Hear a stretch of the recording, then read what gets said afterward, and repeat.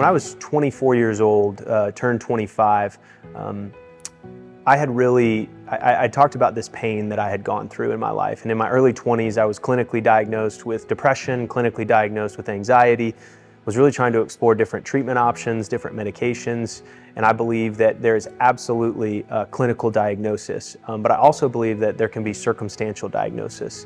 And there were some circumstances in my life that were really harmful. And at this point in time, I feel like a lot of the unresolved pain that I had had in my life was starting to bubble up.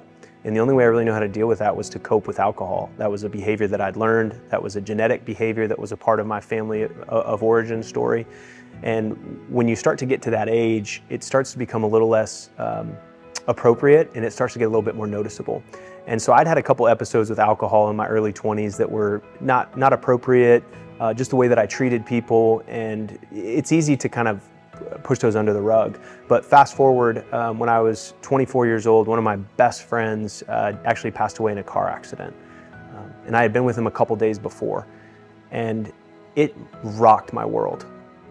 I didn't know. I started to ask the big questions. Will I ever see him again? What's this world all about? What is life all about?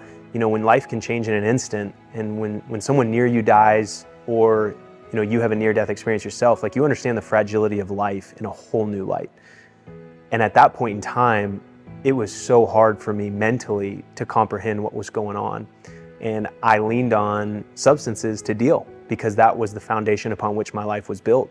And so I leaned more into addiction and more into unhealthy coping behaviors. And ultimately that ended up in an episode at my 25th birthday that to this day I wholeheartedly regret, but I'm very grateful for, because for me it was a catalytic turning point in my life, where I was actually able to have an episode that was harmful for many people close to me in my life, but they've since been able to forgive me. And it was a point where I said, I want to live differently, and I want to be different from this point moving forward.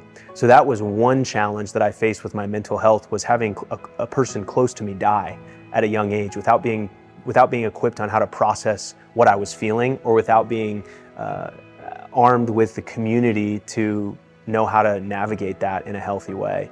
The ongoing mental health challenges, just to be totally honest, are the challenges that I face every day. I think mental health is a journey. It's not something that you start and finish. It's an ongoing tension to manage.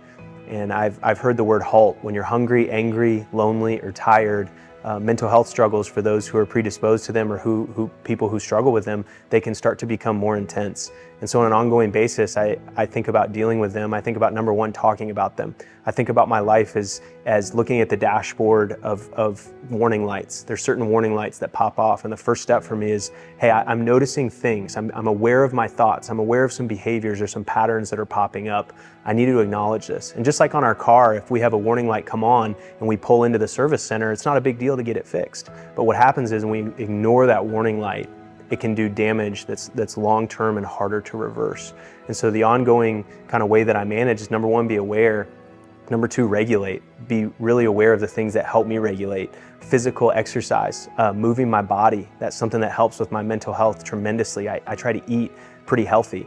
I try to control what goes into my body. I try to control what I listen to and what I watch. Those are all things that impact my mental health. So sitting here, I wish I could say that I have it all figured out. I don't have the answers, but I have ideas that have worked for me on an ongoing basis to maintain my mental health.